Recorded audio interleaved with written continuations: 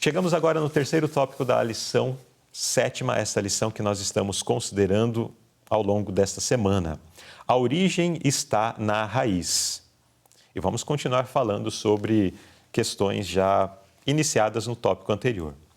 Pergunta A. Trace a direção errada que tomamos quando nutrimos ressentimento e explique a única maneira de evitar isso. Irmão Edivaldo, trace a direção errada. O que vai desencadear se nós continuarmos nessa direção errada, principalmente no que diz respeito a ressentimento contra pessoas? Objetivamente, perdição. Né? O texto aqui diz, tendo cuidado de que ninguém se prive da graça de Deus. Estar privado da graça de Deus, não existe salvação, né? Não existe salvação, né? E de que nenhuma raiz de amargura brotando vos perturbe e por ela muitos se contaminem. Então, nós temos o caminho certo. Cristo disse, eu sou o caminho, a verdade e a vida, né? Então, nós temos o caminho. Por que querer entrar em algum desvio? Né? Por que desviar do caminho?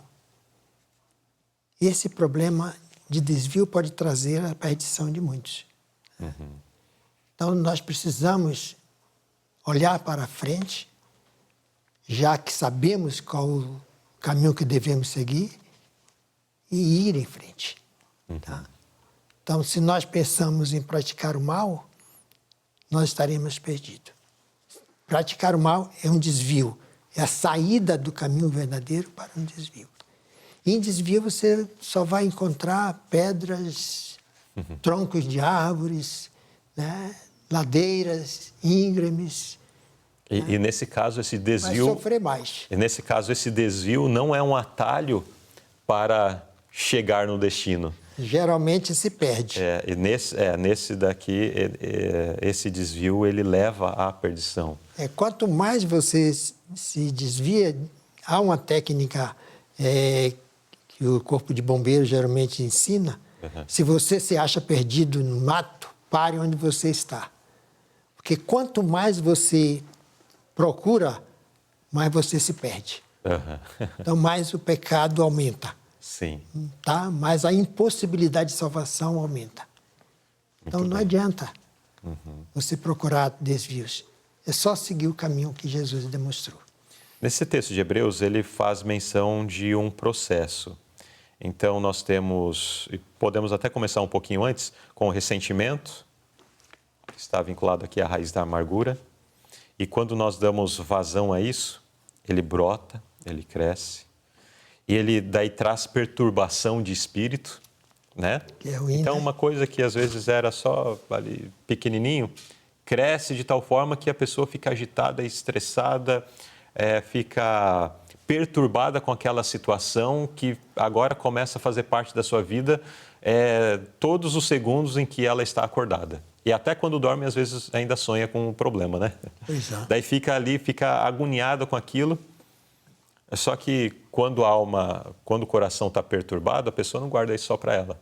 Daí ela começa, no caso aqui, usando a expressão, ela passa isso e contamina outras pessoas para a sua causa, né? Pois é. Então, nós vemos aqui um processo onde uma amargura se torna um problema para um grupo de pessoas e que finalmente, conforme disse o irmão, leva à destruição. Porque aqueles que cultivam e não estão dispostos a retroceder de amarguras, de ressentimentos, conforme apresentado aqui, estão se privando da graça de Deus. Consequentemente, estão se perdendo. Elas estão fazendo essa escolha por si. Não é que Deus está destinando elas à perdição. É porque elas estão falando, eu não quero a graça de Deus, eu prefiro ficar com minha amargura aqui. Eu prefiro ficar com o meu ressentimento. Eu prefiro ficar aqui com este pensamento no meu coração. Eu prefiro ficar perturbado com isso na minha alma, né? A graça de Cristo é algo de menor importância para mim. Infelizmente, essa é a realidade. Eu sei que cada pessoa tem o seu contexto, tem a sua dificuldade, tem as suas razões e motivos, mas isso é algo que precisamos vencer. e com o poder e com a graça de Cristo. Agora, na segunda parte da pergunta diz como nós podemos evitar esse processo mencionado aqui que leva à destruição. De que forma, irmão Edivaldo, nós podemos evitar passar por esse processo destrutivo? Pois é, aqui na nota, no segundo parágrafo, todas essas questões tendem a impedir seu crescimento espiritual. No entanto, Deus vê como é difícil para você ser paciente e perdoadora, e Ele sabe como ter piedade e ajudar. Por isso, Ele exige que você reforme a própria vida e corrija os erros. Deus quer que a graça dele subjugue seu temperamento rígido e implacável. Deus quer que a graça dele subjugue seu temperamento rígido e implacável. Você deve buscar a ajuda de Deus. Você precisa de paz e sossego em vez de tempestade e discórdia. A religião de Cristo ensina que você deve agir menos por impulso e mais por uma razão santificada e um calmo raciocínio. Então, há uma explicação para tudo, né? Sim. Para evitar maiores problemas, você pode se apegar a Jesus, aos seus ensinamentos. Diz que a religião de Cristo, ela ensina que você deve agir menos por impulso. Tá? Esses impulsos é que vai lhe trazer a perdição. Desejo, né, de criar problemas. Geralmente o problema é criado a partir de pequenas doses, né? É como a cabeça de um palito de fósforo. Você acendeu, jogou ali, vai apagar? Talvez sim, talvez não, né? Mas se ela encontrar alguma coisa que esse fogo possa se desenvolver, você vai ter um incêndio de grandes proporções. Né? Foi considerado há pouco tempo que o Brasil ele estava com 60% do seu território incendiado. Foi considerado também, nessa mesma época, que o Brasil ele era o primeiro colocado em poluição no mundo. Por causa de queimadas. Por causa de queimadas. Iniciadas por simplesmente um palito de fósforo, uma bituca de cigarro, coisa parecida. Né? Então, o que nós temos que fazer, ao ver o início do incêndio, é abafar o fogo. E não jogar lenha nem gasolina. Não jogar lenha. Porque quem alimenta o fogo é o oxigênio. Sim. Se abafou, ele apaga, né? Sim, exato. Muito bem, então nós precisamos da graça de Cristo em nossos corações para transformar esse coração de pedra, esse coração duro, esse coração que gosta de causar, esse coração que é bem complicado, né? É a graça de Cristo para nos transformar, para nos colocar num caminho onde vai promover o bem e não o mal, vai promover bênção e não maldição. Pergunta B, o que devemos entender sobre as palavras que dizemos? Ela pode ter efeitos de vida para vida ou de morte para morte. Né? Esse é o contexto da resposta, né? E aqui no Tiago diz, a língua também é um fogo, como um mundo de iniquidade. E a língua está posta entre os nossos membros e contamos todo o corpo. Contamina todo o corpo e inflama o curso da natureza. E é inflamada pelo inferno. Então, o que devemos entender sobre as palavras que dizemos? Ela pode trazer benefícios, né? Pode trazer o bem e também pode trazer o mal. Geralmente, o mal. Sim. Geralmente incendeia, né? Geralmente cria-se proporções incalculáveis de erros, né, de pecados, e o fim é a perdição mesmo. Nós já mencionamos no tópico anterior de que as palavras são frutos do nosso pensamento, né? Daquilo que está no nosso coração. Daí tem o início da nota até menciona isso, suas palavras revelarão, suas ações demonstrarão onde está o seu tesouro e onde está o nosso coração, né?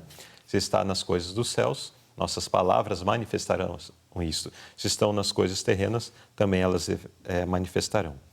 E o último parágrafo diz que aqueles que amam espalhar calúnias e falsidades contra os servos de Cristo, lembrem que Deus é testemunha de seus atos. Seu toque calunioso não profana objetos sem vida, mas o caráter daqueles a quem Cristo comprou com seu sangue. Então, Cristo dá o maior valor para cada pecador. E aí nós começamos a nos caluniar uns aos outros de forma indireta ou direta, nós estamos agindo contra o próprio Senhor Jesus Cristo. E quem sou eu para agir contra o próprio Senhor Jesus Cristo, né? Agora diz assim: a mão que traçou as letras nas paredes do palácio de Belsassar também guarda um registro fiel de todos os atos de injustiça e opressão que se cometem contra o povo de Deus. Aqui dá a impressão de os inimigos, aqueles que estão distantes, mas essa lição é para nós. Portanto, quando fala assim, registro fiel de todos os atos de injustiça e opressão cometidos contra o povo de Deus, esses atos nós podemos dizer que podem ser atos cometidos por aqueles que se dizem povo de Deus mesmo, contra aqueles fiéis povo que fazem parte do povo de Deus. Às vezes pode ser um ato de injustiça meu para com o irmão Edivaldo, pode ser um ato de injustiça meu para com uma pessoa próxima de mim. Portanto, essa lição ela vem falando para mim. Fala, olha, você não deve agir assim, você não pode agir assim, você tem que agir de uma forma diferente. É uma lição para nós. É uma lição bastante dura, mas necessária para nos corrigir em relação a esse problema que está muito difundido e propagado na sociedade. Na segunda linha aqui do segundo parágrafo, diz, terceiro parágrafo, diz que Deus é testemunha. Deus é testemunha. Então, e é uma testemunha de quem não tem como esconder e escapar. Exato. Muito bem, então nós vimos aí sobre a origem dessas problemáticas propagadas principalmente pela boca, e nós vimos que isso geralmente, ou isso está de um coração que está contaminado pelo pecado, contaminado com o rancor ou com uma amargura, contaminado com um desejo de praticar justiça com as próprias mãos, de um coração que está afastado de Jesus.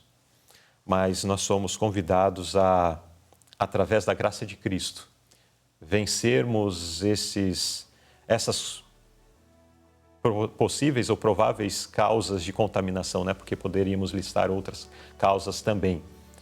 Mas, pela graça de Cristo, isso precisa ser vencido para que nós, então, possamos, através das nossas palavras, através das nossas ações, demonstrar que o nosso tesouro está no céu e não nas coisas terrenas. Amém?